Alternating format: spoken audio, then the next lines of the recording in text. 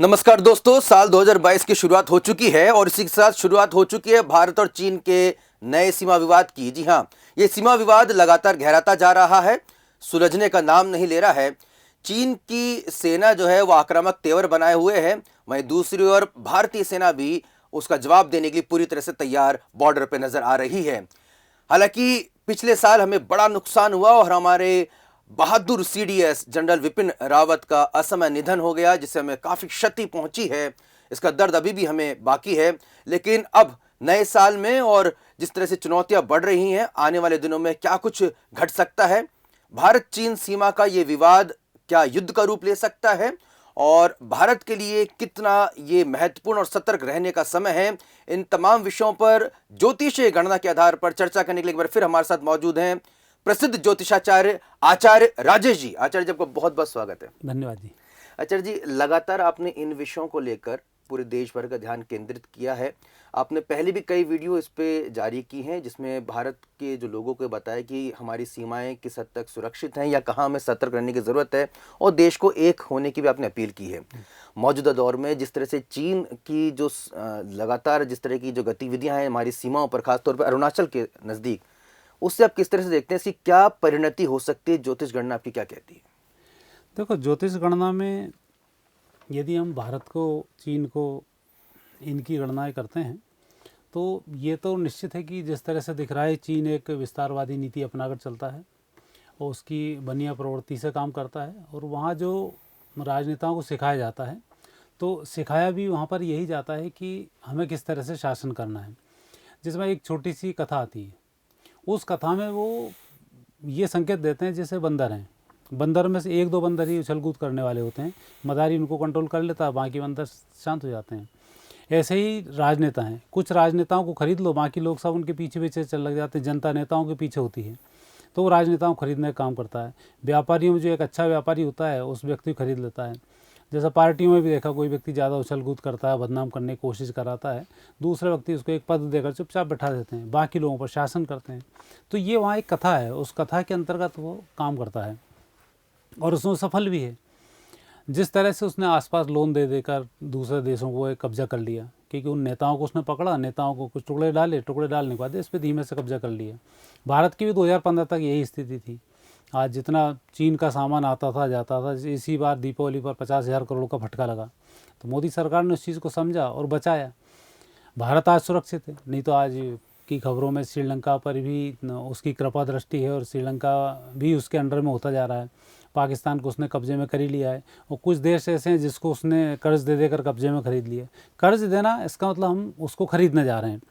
तो ये जो विस्तारवादी चीन की नीति है, वो भारत की तरफ भी उसी की यही निगाहें थी।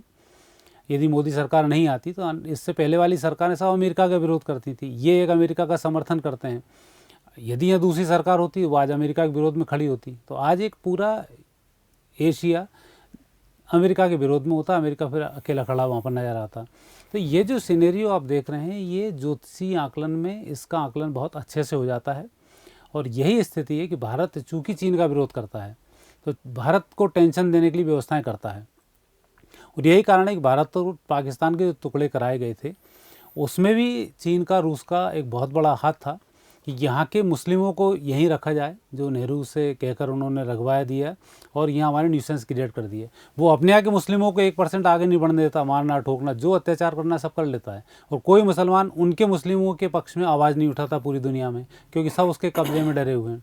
भारत में ज़रा सा भी होता है तो सब के सब इकट्ठे खड़े होने लग जाते हैं, तो ये भी उसी के द्वारा प्रायोजित होता है।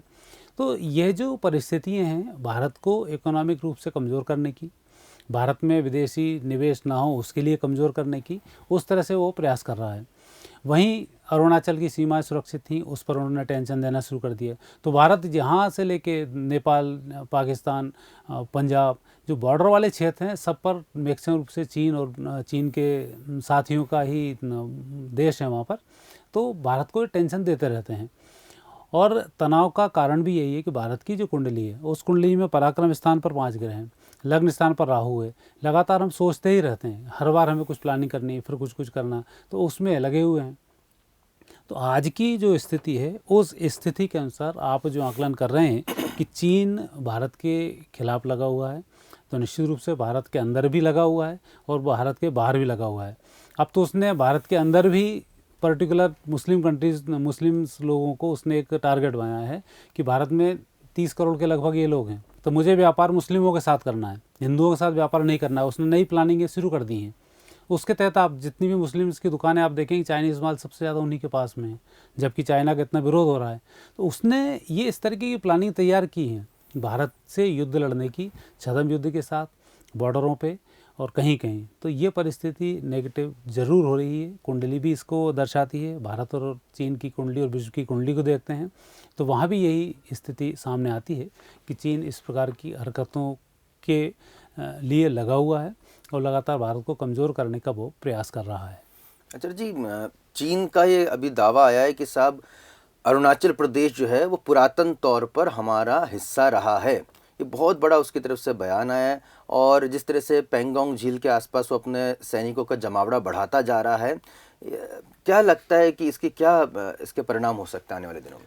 आज तो जी इसकी बात यदि हम करें ना तो भारत भी कह सकता है चीन हमारा हिस्सा है। यदि हम अशोक चंद्रगुप्त के टाइम चले जाए तो चीन हमारे अंडर में था। महाभारत कालीन में चले जाए, चीन इसकी ससुराल थी, पांडु की ससुराल चीन थी।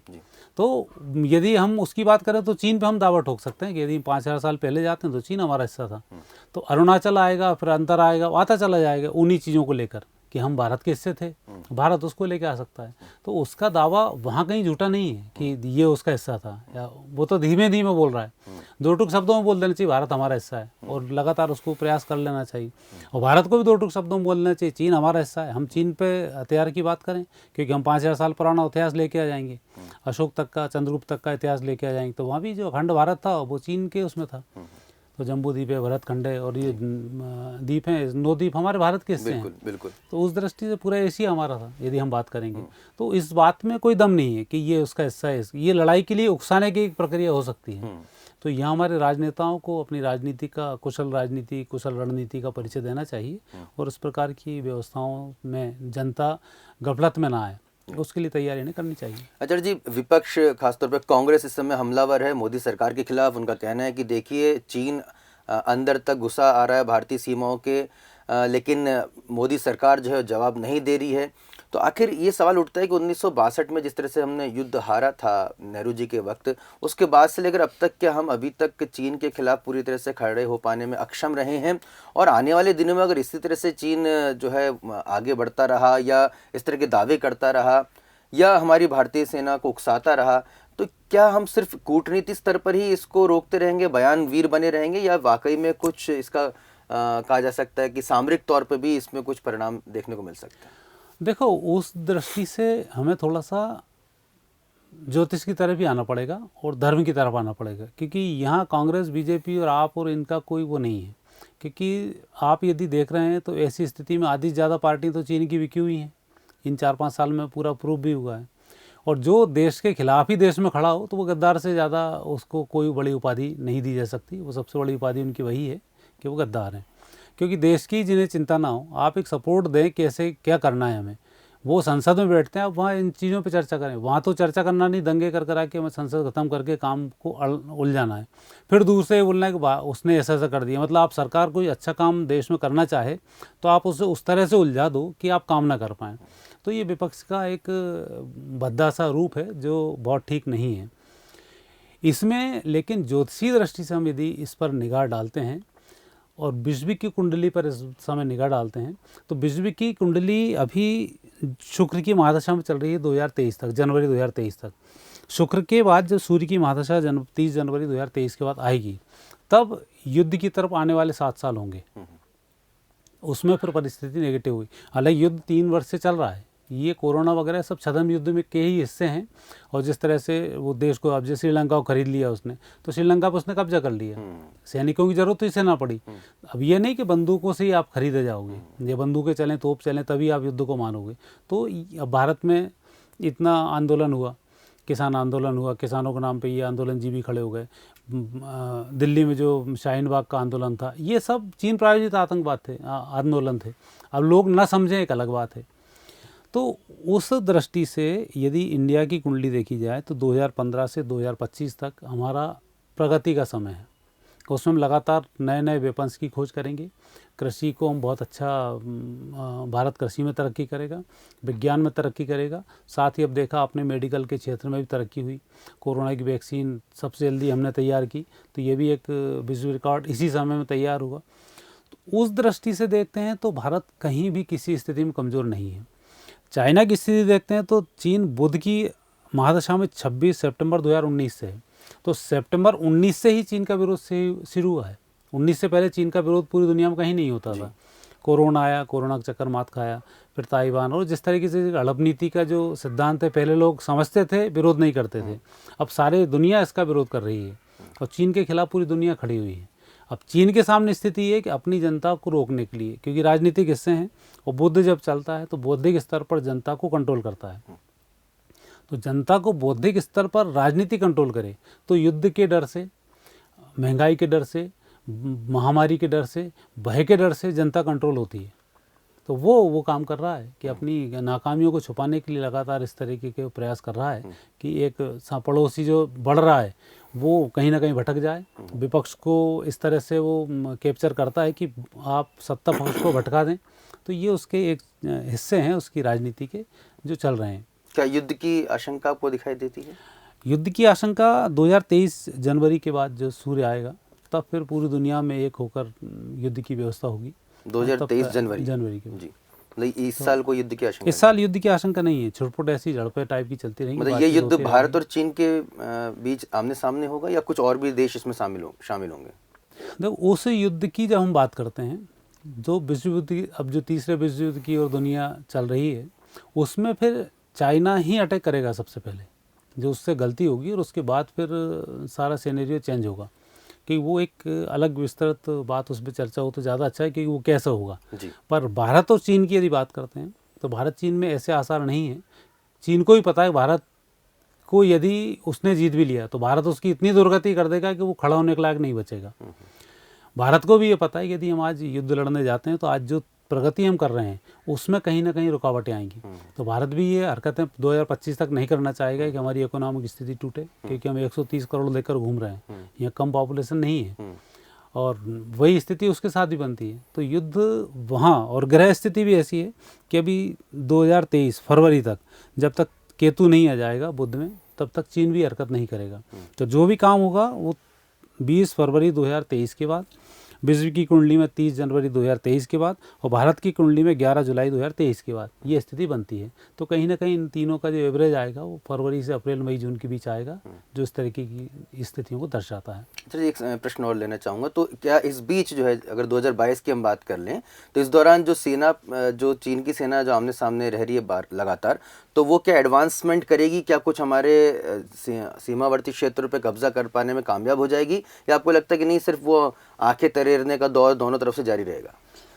ये कुल मिलाकर आखिर तैरने का ही इसमें मामला बनता है, क्योंकि उसको इसमें देखो सबसे बड़ा जो मामला भारत और चीन का आपने उठाया है, लेकिन ये एक्चुअली मुद्दा भारत चीन ज्योतिष के अनुसार नहीं आ रहा है। ज्योतिष के अनुसार मुद्दा ये आता है यदि भारत ने पाक अधिकृत कश्मीर को अपने कब्जे में ले लिया तब चीन का क्या होगा। तो चीन उस मुद्दे से भारत को लगातार भटकाने की कोशिश करता है। भारत के साथ में पाकिस्तान का युद्ध ना हो, क्योंकि पाकिस्तान का युद्ध हारना संकेत है कि यहाँ से चीन भी हारेगा। राम रावण के समय में एक जो अच्छे अस्त्र शस्त्र हुआ करते थे, कर्ण उन अस्त्र शस्त्रों को खरदूषण को दिया करता था। रामायण में उल्लेख भी यदि खरदूषण को जिसने हरा दिया वो लंका को जीत सकता है। इसका मतलब जो आधुनिक अस्त्र शस्त्र उसके होते थे वो खरदूषण के पास होते थे। कुंभकर्ण दिया करता था। कुंभकर्ण उसको दिया करता था। वही स्थिति यहाँ पर है। जो चाइना के पास अस्त्र शस्त्र, जैसे भारत ने एटॉमिक पावर का रिसर्च किया, दूसरे दिन ही पाकिस्तान ने कर डाला।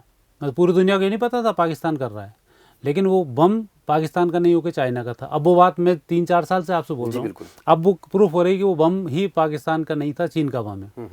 अणु बम जो है वहाँ का है। तो उसके जो अस्त्र शस्त्र हैं, और आज हमारे आतंकवादियों का अस्त्र शस्त्र आते हैं वो ही वहाँ से आते हैं। तो वो जितनी भी चीज़ें हैं जो इस्तेमाल कर रहा है, भारत यदि पाकिस्तान पर अटैक करके अपनी परिस्थिति को मजबूत कर लेगा तो चीन की आधी से ज़्यादा स्थिति बहुत बिगड़ चुकी होगी, क्योंकि ताइवान उससे बाहर जा चुका है।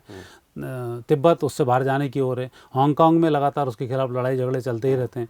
तो ये परिस्थिति वो खुद अपने को 5-6 हिस्सों में टूटने से बचाने के लिए हरकतें कर रहा है, ना कि भारत के ऊपर अटैक करने की कोशिश कर रहा है। जनता को भगाना और भारत का ध्यान पाकिस्तान से हटाना, ये उसके 2 मकसद हैं, और उस मकसद में वो कामयाब नहीं हो पाएगा, क्योंकि भारत पाकिस्तान की स्थिति थोड़ी सी अलग है और वो विपरीता होने वाली है। जी बिल्कुल। तो कहने के आचार्य राजेश जी ने साफ कह दिया है कि युद्ध की जो परिस्थितियां हैं वो 2022 में तो नहीं कतई बनेगी, लेकिन 2023 में इसकी आशंकाएं जो हैं वो ज़रूर यहाँ पे अपने सामने आएंगी, लेकिन उसका क्या स्वरूप रहेगा उसकी ओर इशारा आचार्य राजेश जी ने कर दिया है। और निश्चित तौर पर जो बातचीत से मैं समझ पाया हूँ आचार्य जी की, वो ये भी कि भारतीयों को इस समय आत्मनिर्भर बनने की ओर ध्यान केंद्रित करना चाहिए। जितना ज़्यादा हम अपना निर्भरता चीन के प्रोडक्ट से हटाएंगे, सरकार का छोड़ दीजिए, अपने खुद से भी अगर हम अपने आसपास के जो छोटे छोटे व्यापारी हैं, हमारे उद्योग हैं, उसको विकसित करेंगे, सरकारी नौकरियों की तरफ बाट जोड़ने के बजाय खुद स्वावलंबन की तरफ आगे बढ़ेंगे और दूसरों को रोजगार देने की कोशिश करेंगे, तो निश्चित तौर पर चीन क्या कोई और भी बड़ा मुल्क भी अगर हम पे टकराने की कोशिश करेगा तो उसका मुंह तोड़ जवाब देने में हम पूरी तरह से सक्षम होंगे। तो दर्शकों, आचार्य राजेश जी के साथ इस चर्चा में फिलहाल इतना ही। आप और कुछ क्या जानना चाहते हैं, आचार्य जी का मोबाइल नंबर लगातार हम फ्लैश कर रहे हैं, आप उस पर भी उन्हें मैसेज कर सकते हैं। इसके अलावा इंडिया फर्स्ट के ईमेल पर भी आप अपने प्रश्न पूछ सकते हैं। हमारे यूट्यूब चैनल पर भी आप कमेंट करके अपने विचार और अपनी जिज्ञासाओं से हमें अवगत करा सकते हैं। नमस्कार।